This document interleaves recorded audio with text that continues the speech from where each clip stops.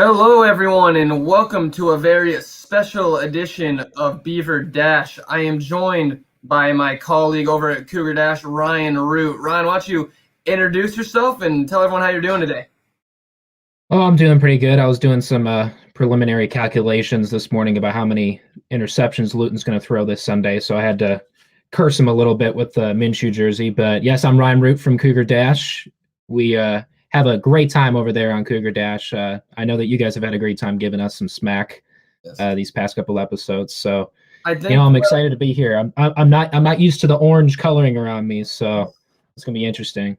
well, yeah, we're going to have to get used to seeing a lot of orange this weekend. And Ryan, I think despite our constant back and forth between Beaver Dash and Cougar Dash, I think one thing we can both agree on is that we have probably built more anticipation for this game than just about anyone else could. And I think that's due to my friend and partner on the show, Morgan Heffelfinger, when he put up the bet that he's going to shave his head if you guys beat us. I kind of want to ask you before we get too deep into the show, where is where do you think about that bet? And I'm also curious, why did neither of the Cougar Dash hosts decide to put up anything?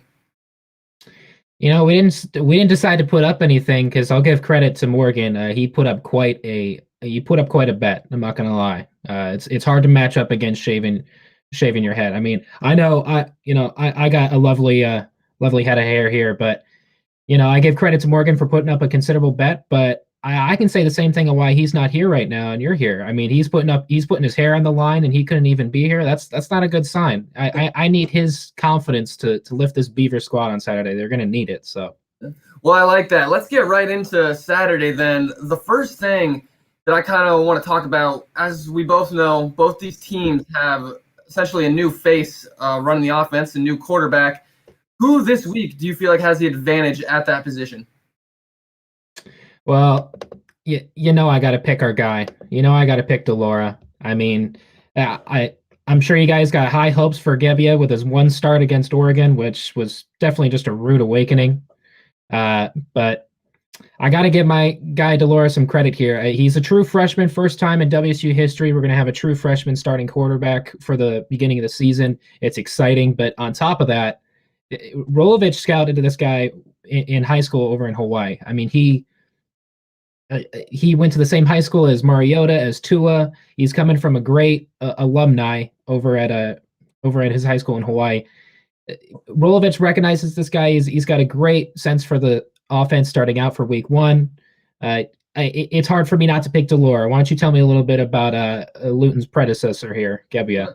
Yeah, I kind of figured you were going to go there, and we were kind of talking about this earlier this week on our first Beaver Dash show, and I'm not here saying I think Jebbia is necessarily going to be the reason we win this game, so I'm not going to say we have the overwhelming advantage at QB.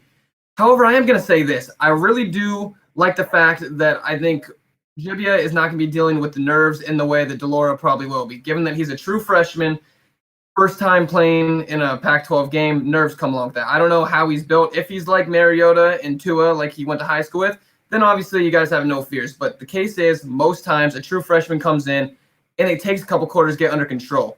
Erstwhile, Jebbia, on the other hand, he already has probably the most nerve-wracking experience you can have for a first time playing against the Rose Bowl champion Oregon. So I really don't have much of a fear of him coming into an empty Corvallis Stadium this week and letting his emotions get the best of him. Do you think that's going to play a role at all with Delora? And if so, how do you think Washington State's offense can mitigate those nerves that may come with his first career start? Well, before I answer your question there, I'm going to acknowledge the chat a little bit here. I believe we got someone asking if we have internet up here. I'm assuming they're talking about Pullman. Yes, we do have internet. We also have a couple of bowl wins, which you guys haven't had in the past 6 seasons. But we do have some internet up here, luckily, so I can put the Beaver Dash squad on blast. So, I mean, Delora playing in an empty stadium, it's going to be unlike any debut that you've ever really seen, right? I mean, we've seen it in the NFL or in most games without crowds in the stands. It's a little weird, but how is it not an advantage for a quarterback to get his reads right with the rest of the offense, call an audible so everyone can hear it? But it's also kind of an advantage for the defense. They're going to be able to hear that snap count and not have a neutral zone infraction or anything like that. So We'll get to it a little bit later, but I consider Delora's weapons on offense considerably more effective than Oregon State's. I mean, you guys lost Isaiah Hodgins last year, who was essentially your main engine on the receiving end. And without that, and not much to really bring in the recruiting side of things, and although we lost a lot of key pieces last year, we still got the one and only Max Borghi, which we'll have plenty to say about him later in the show. So definitely stick around. Yeah, I'm glad you brought that up. Before I address that point real quick on Hodges, I do want to address the chat. Chris Kirchner, he's saying it's going to come down to Jamar and Borghi, and that's in my notes later in this episode. I completely agree with that. I think the veteran leadership that those two are going to bring is really going to help settle the nerves of their quarterbacks, at least early on in the game, and we're going to touch on that. But you said Hodgins. We did lose him. He was by far last year our most dynamic offensive weapon. I'm not arguing there. But also, Washington State did lose their top 3 pass catchers from last year, and they probably lost their most important aspect of the offense, which is Mike Leach. What do you think that system, Mike Leach, wherever he goes, he brings offense, right? You saw what he did to LSU in his first game as head coach this year. Are you a little bit worried that some of that offense firepower that you guys may have had in the past with Leach is going to be lost given your new system you guys are implementing?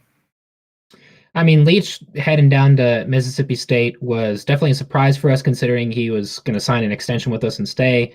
But he was hunting ducks for a while up here at WSU, but now he's hunting tigers down there at Mississippi. So, it's great to see him having success. But honestly, people on this team and fans of this team were a little over him at this point. You gotta love Meach. You gotta love Leach for his personality. He's definitely one of the most recognizable coaches in college football. But Rolovich brings something that Pac-12 isn't really ready for. Rolovich had 3,000-yard receivers last year at Hawaii, and one of them lit you guys up last year in your guys' game against Hawaii. Yep. Yeah, so Rolovich brings the run and shoot offense that's really exciting for this new Cougar football team. Everyone's really been, gravitating well towards it. Borghi, we've obviously called him, the Christian McCaffrey of the Pac-12, or the second version of Christian McCaffrey. Sure. And he's proven to be a great receiving back and a great runner. Hasn't had that much of an opportunity to run the ball, but now that he's going to be able to run the ball with us as well, it's just a recipe of success. We have a deep receiving core. Yes, we lost Tay Martin. We lost Desmond Patman. We lost various pieces on defense as well. Anthony Gordon, I won't consider much of a loss. You put any quarterback in the air raid system, and it's going to work out. It's going to work out in the stats department. But Hawaii's offense, they put up tons of stats in the passing department. Not as much as WSU, don't get me wrong, but it's just a couple spots below. And I think I'll take a sacrifice in the passing department if we can implement Borghi a little bit more. So Mike Leach's departure will affect us a little bit. That's going to be the story for all 7 of our games this year. But Rolovich is going to surprise some people, and he's already won over the fan base. I think is it Rolovich? I don't want to say it wrong, but Rolovich. Yeah. Rolovich. Okay, so I'm really excited that this WSU game ended up being our first game. Because, last year we lost that heartbreaker, and like it or not, I think we gave that one away to you guys in many regards. And you guys still won, don't get me wrong, but I think we kind of lost that one more than you guys kind of won that one. With that being said, we also lost to Hawaii last year. Terrible loss for us, lost 31-28. Should have won that game as well. I think that sets the stage for this first game of the season to be great because it's a revenge game for Oregon State in 2 respects. We can beat the coach that basically beat the 2 teams that are the main reason we weren't bowl eligible last year, which will be really interesting to see, and I'm excited for that. The main thing, though, I want to touch on as we wrap up this topic real quick, in regards to the quarterback situation you guys have. As you know, Oregon State is returning arguably the best linebacking core in the Pac-12 this year, headed by Hamilcar Rashad Jr., who's likely going to be either a first or second round pick. How do you think, I know you guys have a good offensive line, particularly when it comes to rushing, but are you worried at all, given the true freshman, new system, that the pass rush may play a bigger factor than you'd like? I'm not going to deny your guys' lead pass rusher. I forget his name. He had like 14.5 sacks last year, right? I'm not going to deny his pass rushing ability. It's going to be a factor on defense whenever we're out on the field with Delora. But there's a reason I believe that Delora was picked as our starter, and that's Delora knows how to be a a multi-talented quarterback out on the field. You know, it's one thing to throw the ball 1,000,000 yards a game like Anthony Gordon did last year. It's one thing to extend plays like, you know, your Patty Mahomes and your Russell Wilsons. You know, there's a difference between someone who can pass for 600 yards a game and beat LSU like Mike Leach did with his offense, but then there's people like the Patrick Mahomeses and the Russell Wilsons that can extend plays and can, you know, put points on the board even when a play just turns into a disaster. So not denying that pass rush is definitely going to be a factor in this game. I think with our two conference recognized offensive linemen, including first team preseason Pac-12 tackle Abe Lucas, it's hard for me to give them the, you know, overt, like, I don't know how to say it. It's hard for me to give them the clear advantage in pass rushing when we got such a great defense to, you know, prevent the pass rush. Yeah, I see what you're saying. That being said, I do think you may be the first person. Don't want to twist your words, but I do believe I kind of just heard some Delora, Patty Mahomes, Russell Wilson comparisons. I just said with the extending plays ability. I'm not saying he's going to come out here and be an MVP or a Super Bowl champ, but yeah. Well, anyway, let's move on to our second topic. We've kind of already touched on it a little bit, but how much of this inexperience from the two teams play? I can kind of start with it. Oregon State, we lost Luton, we lost Isaiah Hodgins, we lost key players of our secondary, but the main thing is that we did not lose a coach and we did not have a new personnel switch at quarterback that makes us change our offense entirely. I do believe having Jebbia is going to, perhaps there'll be some nerves, there'll be a little inexperience early, but I mean, he's a redshirt junior at this point. He's been in the system for a while. And that's why I don't think nerves will play as big of a role for us or inexperience as it will, say, for Washington State, who, even though their new coach, I do think he's a good coach. He beat us last year. And you guys may have this good starting true freshman, but there's a lot of question marks on that offense, whereas I feel like Oregon State has some more stability and clarity, at least in a week one setting. Inexperience will play a factor in this, whether we like it or not. As much as I'd love Delora to go out there and just play his heart out, I'm not going to say that he's going to go out there and make zero mistakes. I'm sure that there will be some open receivers he might miss. There might be some sacks that'll take it where he should have thrown the ball away. You know, I'm sure inexperience will play a part on Delora's part, as well as Gebbia. You know, redshirt junior, like you were saying. He's definitely been in the system and been on campus for a while now. And I'd like to point out that Rolovich has also said in his press conferences that although Delora is our starter right now, there's nothing against running a multi-quarterback system this year. We got redshirt sophomore Cameron Cooper, who was battling Delora throughout both of those scrimmages that we had. And Cameron is an experienced guy, as a 4-star recruit out of Utah. He definitely knows how to play. Just that second scrimmage performance he had wasn't up to par compared to Delora, where he could score in multiple different ways. So if Delora doesn't work out and Delora may throw some early game picks or something like that, you know, we got a considerable backup option in Cameron Cooper. And if we need to run 2 quarterbacks all season to see what fits and what doesn't, if that leads to wins, then I'm all here for it. But we have a considerable veteran as a backup on this team in case things go sour on Saturday.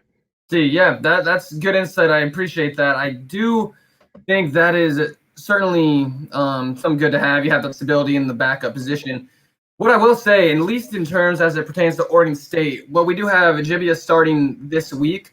I don't think this is a game where we're going to win or lose because of Jebbia. I mean, maybe we could lose from it if he goes out there and is way more nervous or underperforms in comparison to how I think he should perform.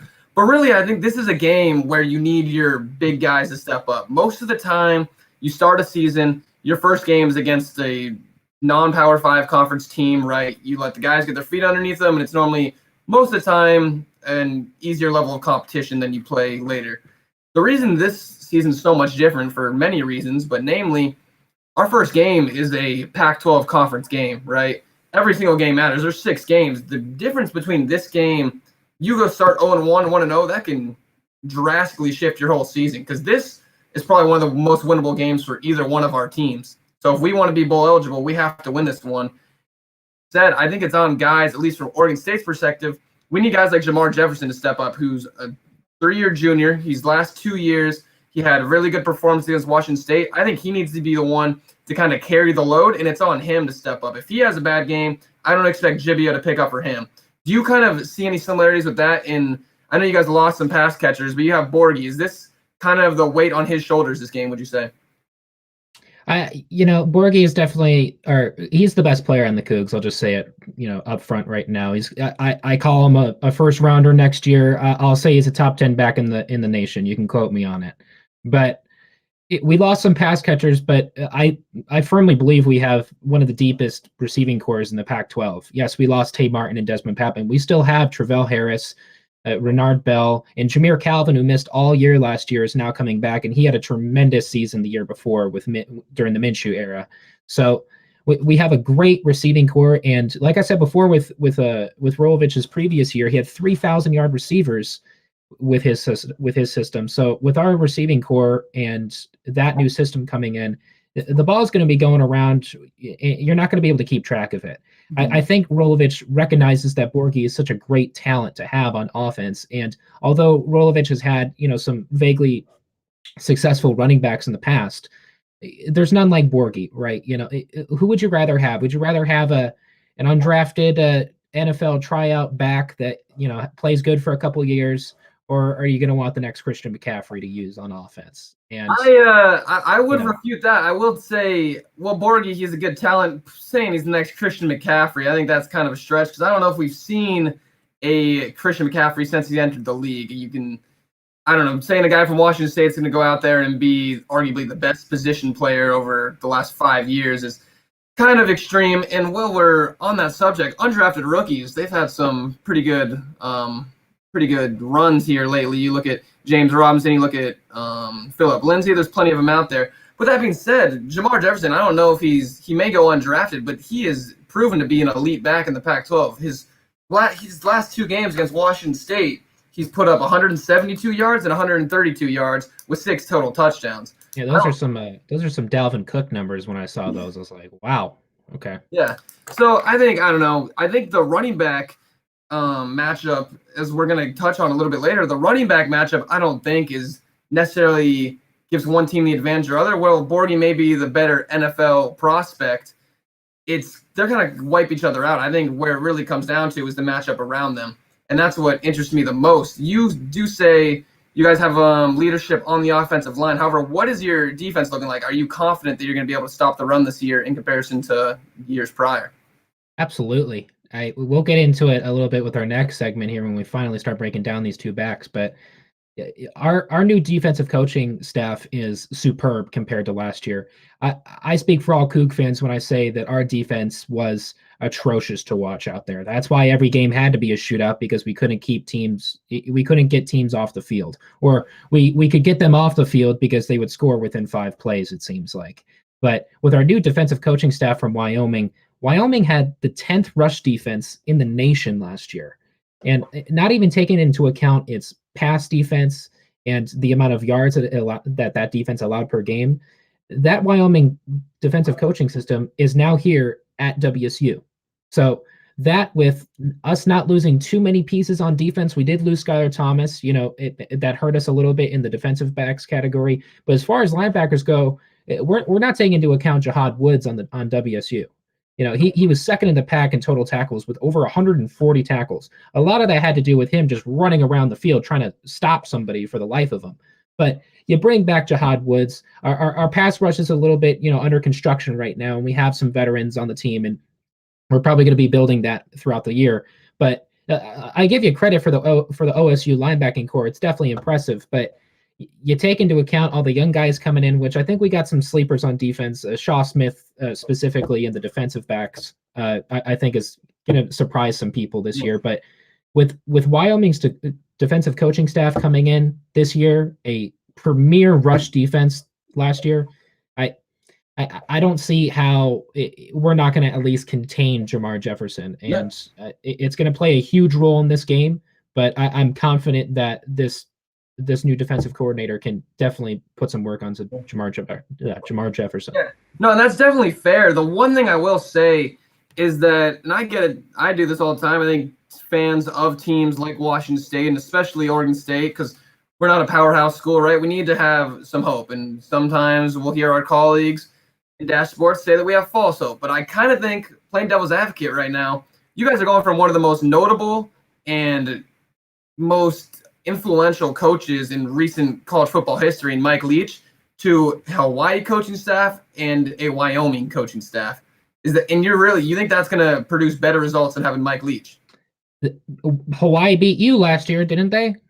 Wyoming had a top 10 rush defense in the year, and let alone all the other defensive stats that were worlds above the Cougs and definitely worlds above, Oregon State last year. Y'all didn't have that great of a defense compared to us either. So, yes, I think a new coaching staff, it all starts with the coaches. And regardless of Rolovich knowing who Delora was before this season and scouting him out himself, new coaches play a huge part. I mean, well-coached teams go extremely far in the NFL. You see with, Kyle Shanahan in the Niners, you see Sean McVay in the Rams, you see Matt LaFleur with the Packers. Granted, they got some talent on that team, but you put Max Borghi under any coach, and it's going to be a great outcome. And I'd like to acknowledge some of the chat here. I'm seeing some Borghi CMC comments here. So it's saying that's the worst take you've ever heard. Well, we'll tell you, Borghi was going to be a Cardinal, or a part of the Cardinal, I should say, before he committed to WSU.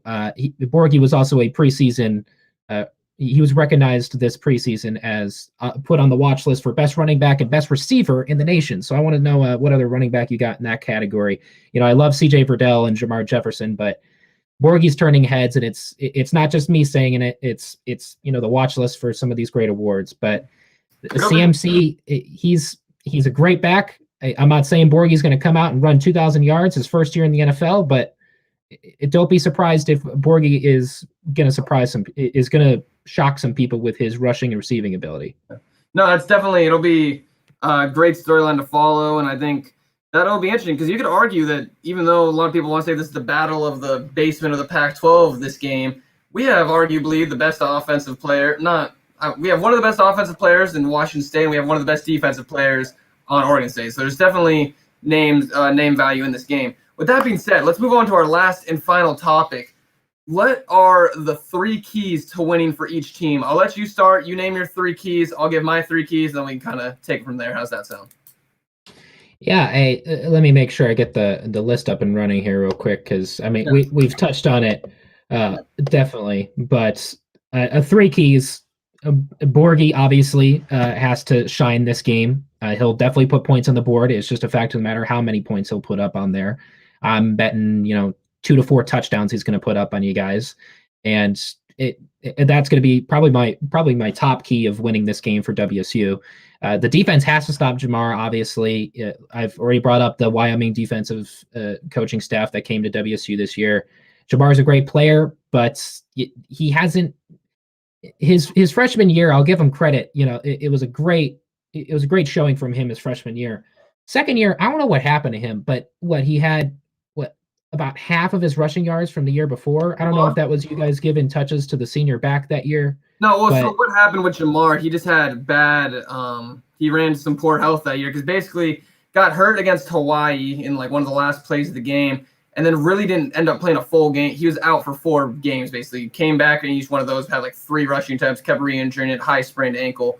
When he was healthy, yards per carry was relatively on par with what it was the year before. So I don't really have a question mark on whether or not he's going to produce if he's healthy. Just matter if he's healthy, I have full confidence. If he gets injured, then anything can happen, But I think his biggest question mark is just his health. Well, I saw that on his stats. He played 12 games freshman year, 9 games this last year. If he would have, for those remaining 3 games, if he would have ran over 230 yards for each of those games, he would have made it up to par with his freshman year, which I'm not putting my money on that. Yeah, no, that's what I'm saying. He only played 9 games, but I think in 2 of those games he played in, he had under 5 rushing attempts because he had to come out early, So he really played close to 7.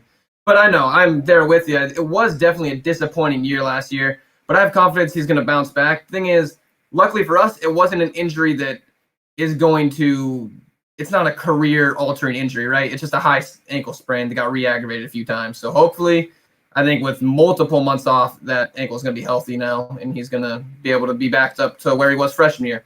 With that being said, was that your three keys, or do you have one more? I had one more, and it's pretty self-explanatory. Jaden Delores got to mitigate the mistakes this Saturday. He is true freshman. The jitters will get you. I'm not a D1 football quarterback by any means, but I'm sure there will be some pressured throws out there, and that's bound to happen with a true freshman. Of course, we'd love to believe that Delora is unlike your true freshman you're going to see, but that's arguably even the most important key is he's just got to mitigate the mistakes against your guys' defense. Yeah, it's very interesting because we did not collaborate on these three keys, and we have very similar ones. The three I wrote down was one, Jamar needs to have a big game. I've touched on it. I do think Jibia is a solid quarterback. He's going to make the right play. He's not going to win us this game, especially given basically his first time really playing, you know.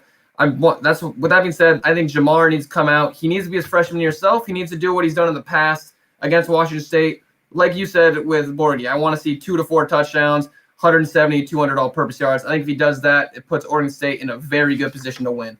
Our second one is I want to see our pass defense step up. I kind of give you guys, I think you guys are going to be able to run the ball on us to some degree with your returning offensive linemen, with Borgie, with the zone read offense, the run and shoot offense.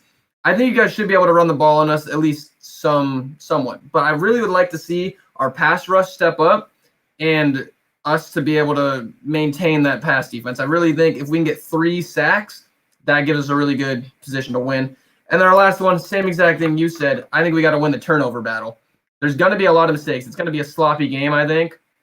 I don't think it's going to be a shootout like last year by any means. I think this final score is going to be the winner's going to have under 35 points, honestly. So turnovers are going to be huge. We need to make sure we don't fumble. We need to make sure we don't turn the ball over. And if we can do those 3 things, I think we put ourselves in a very good position to win. But Ryan, let me ask you, what is your final score prediction for this game? I said it yesterday. I'll say it now. I think this is going to be kind of a shootout, really. I watched your guys' show and saw some of your guys' predictions, and we're not too far off, but I'm going with my Cougs. You already know it. I'm going 37-30. I think it's going to be a shootout. I think we're going to kind of go back and forth. But there's a thought in the back of my head that we might get another late second Borgie touchdown to send this one away, and I'd love to hear your guys' reaction to that. It's kind of interesting you brought that up because what I was saying to Hef on our show earlier this week, I was saying that if Washington State is going to beat us, I think you guys are going to have to beat us in a shootout, because I think if this comes down to a low-scoring game, it gives us the edge slightly, just because I think our defense can step up more towards the end. I think if you guys win, it's going to be a shootout, but I just don't see that happening. First time really running this offense, first time with a true freshman QB. My final score prediction, I got as a close one, but I got Oregon State 28, Cougars 24. I think it's going to really come down to a few plays either way. They're going to shift the game, and it's going to be one of those games where both teams, I think, at the end are going to feel like they should have won it. It's going to be very similar to last year's game in that respect. Last question before I send us out of here. Is this really the battle of the basement, or does this game actually have meaning regardless for what the outcome is for these teams? Does this mean something in the Pac-12, or is this just Washington State, Oregon State doesn't matter? I don't know about y'all, but it means a lot for us. You know, a new head coach, everyone is definitely going to be talking about this is the Mike Leachless Cougars going up against the Oregon State Beavers. But if Rolo can put a win on the column already in his first game of the year with a month to prepare for the first game, that's already putting him. The excuses are already coming. The excuses are already coming. Okay, we could go 1 for 6, and if it was an Apple Cup win, is that one win? He's already got a plus on our board. So the fact that he could get one win, week 1. Whether Husky fans like it or not, they're not playing this weekend. If we get a win, we got a better record than y'all. So, it's a plus for us. It's a plus for us, definitely. Well, Ryan, this was a lot of fun. I really enjoy you taking the time. It'll be a fun one. I'll be texting you during this game, and I think hopefully I hope this plays in Morgan's ear, because he's gonna be shaving that head of his on Saturday. I hope that haunts him in his sleep. All right, but anyway, thanks for watching this crossover episode. We publish columns exclusively with sportspac12.com. You can follow them on Twitter at sportspac12, and you can find us on Facebook, Instagram, Twitter, and TikTok at Dash Sports TV, or on the web at dashsports.tv. Once again, thank you very much for your time, Ryan. I'm Gus Light, and I'll talk to you all next week.